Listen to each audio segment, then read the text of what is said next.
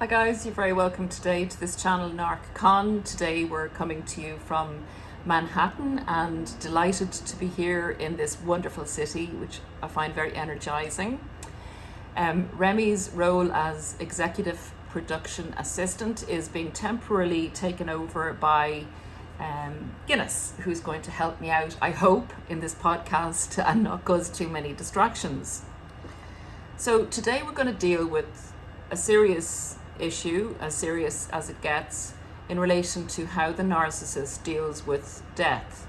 And this is a reaction or because of an email that was sent in from one of our community in relation to how the narcissistic husband dealt with the death of her loved one, and she was asking questions about this. So we're really going to look at it because it's very predictable with the narcissist how they'll deal with this particular subject. So today I'm going to do part one, which is how the narcissist will deal with the death of your loved one. And the next part two, is going to be how the narcissist deals with the death of their loved one.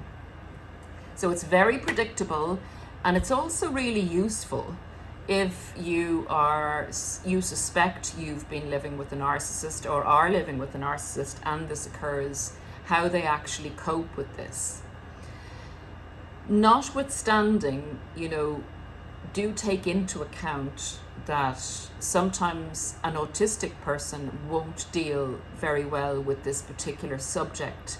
So be very aware that, that this person also has the other attributes that you would attribute to narcissism.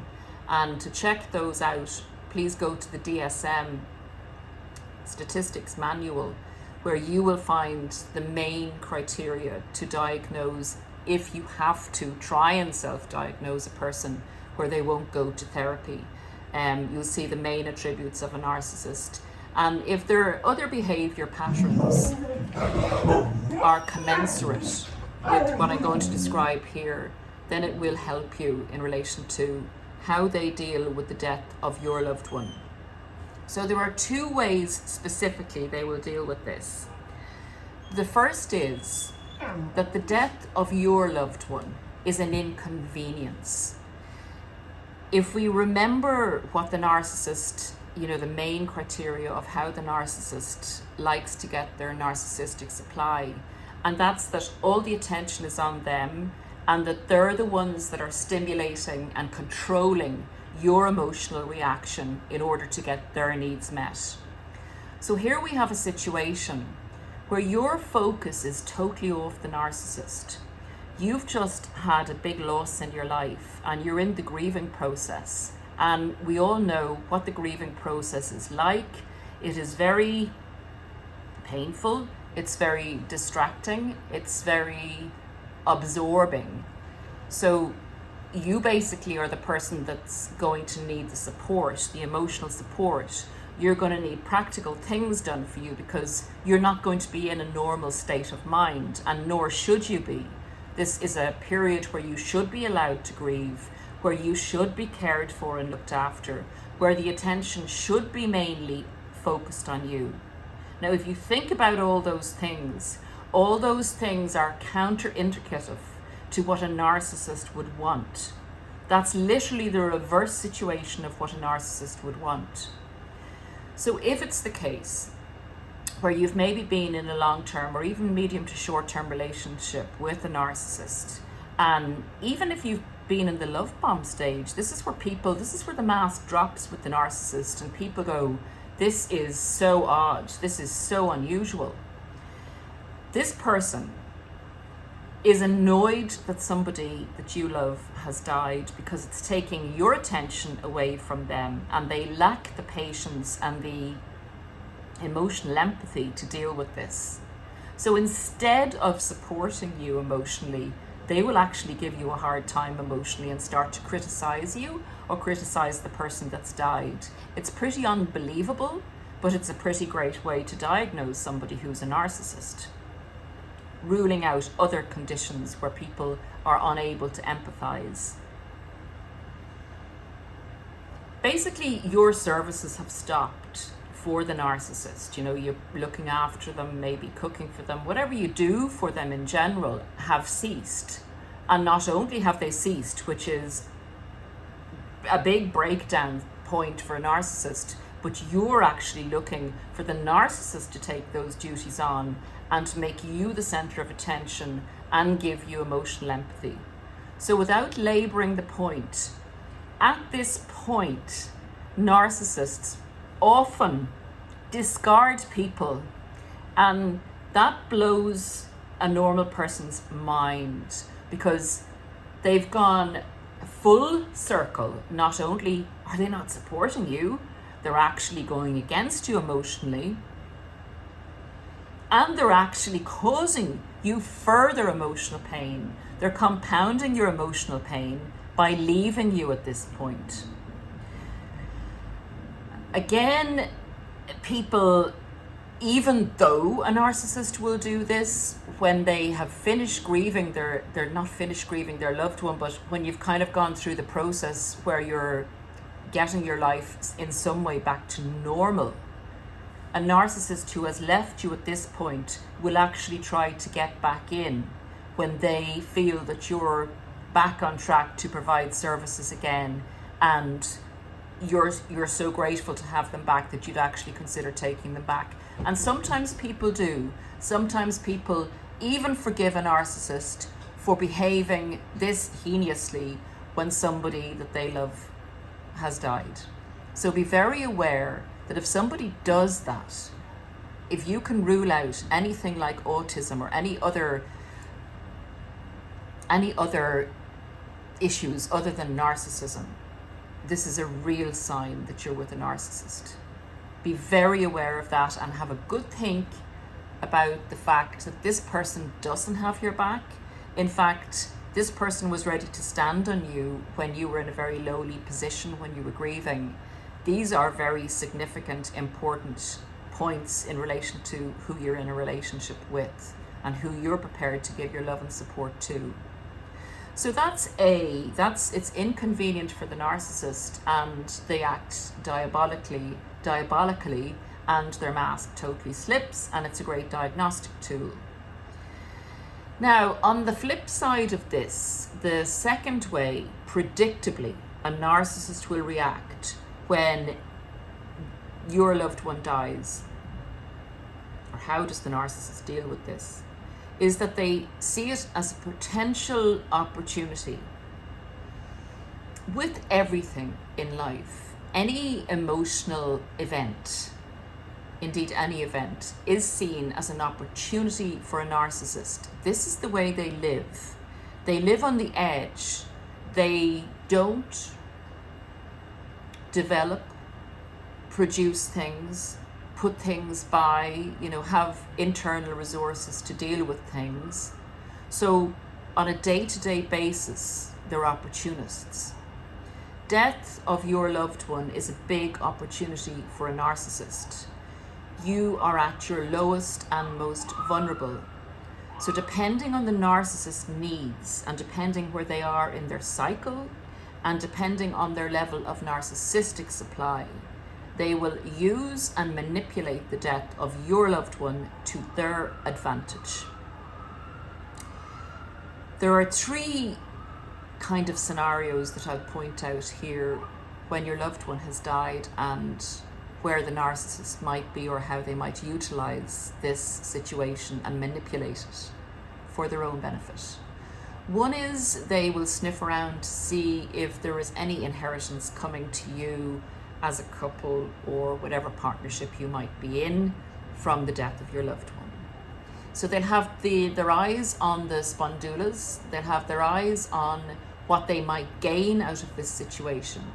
And if there is something monetary to gain out of the situation, then they will make a pretense at supporting you, difficult and all as that would be for them. If there's something in it for them to get out of the situation, they will put that effort in, just like they do when they're love bombing you. They will re-love bomb you with fake compassion, fake understanding, fake listening to you and giving you the time, and fake support, until the inheritance comes in, and then you will be required to make a payment to them for what they've done for you. This is a purely transactional, opportunity for the narcissist. So watch out for that one. Also, when the inheritance, if an inheritance is in the offing, that is when the narcissist may discard you, when that comes in and that's accessible to them, and they feel, if at that point there's something better on the horizon. I'm just saying, so be careful of that one. The second situation, a narcissist may support you publicly very well, not necessarily in the home situation. And that's when they need to enhance their mask a bit in the community, or it's very important for them to use this opportunity to show themselves as being a family-orientated person, a community leader, someone you can rely on. I think you get the gist. They're using the opportunity because it's a kind of a public occasion. There's a funeral, there's people coming, and you're the center of attention, but off that, they will milk the situation to join your center of attentionness, if you know what I mean, and get in on the act and get the attention as the loving partner, the supportive partner, the strong partner, the person to be relied upon. And that'll be a very public display. So you may not get that type of compassion at home. Once you go in behind closed doors, everything may change. So just be aware of that one.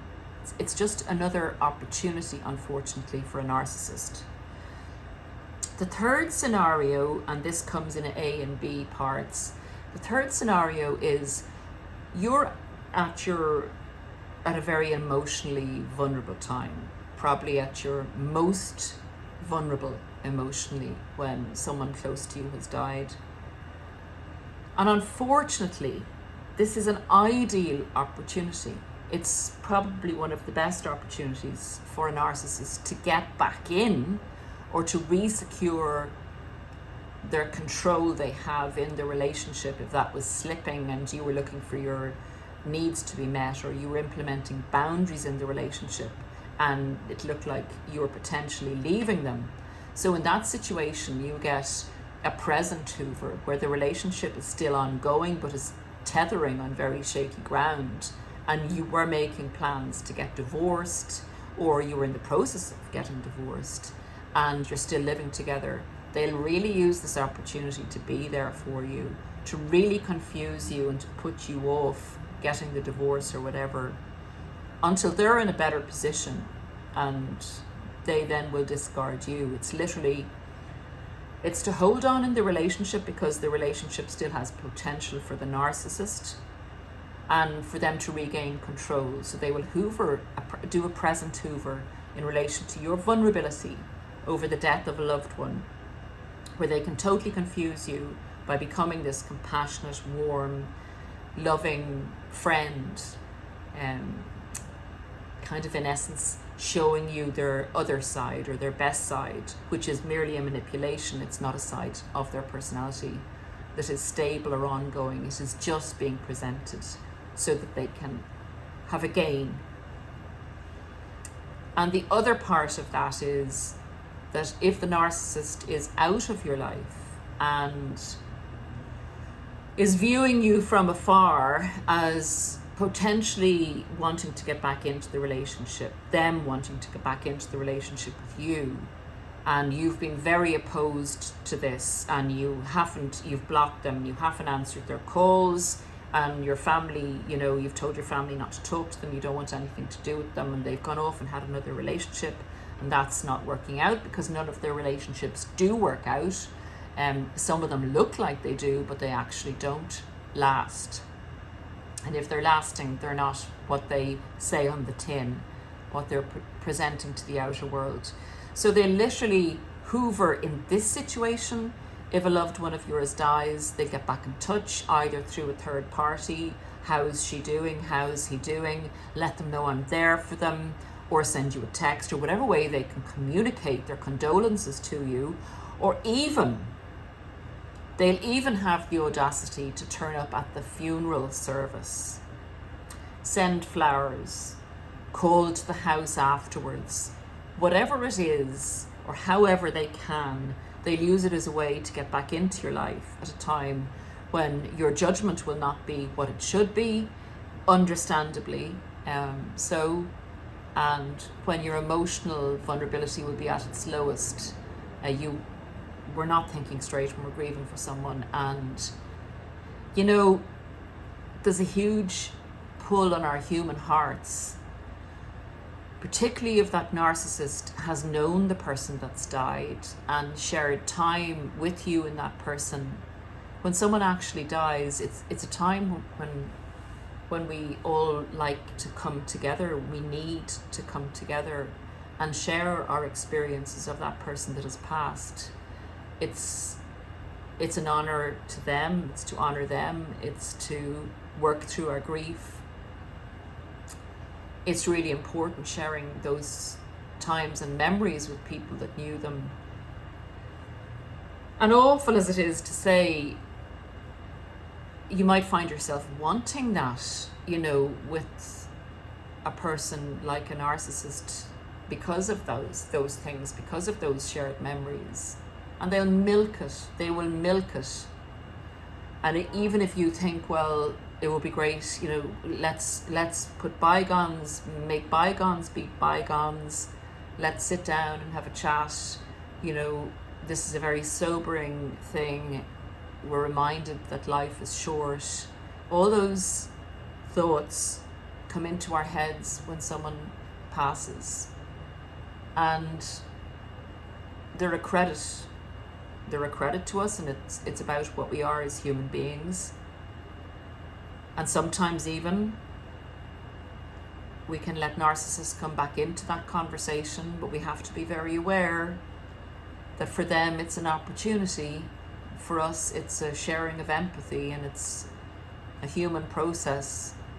So if you feel you can do that with someone who's a narcissist and then say goodbye, just be very aware that once they have an in, it's very hard to close down to them emotionally, particularly if you go through something like the grieving process with them.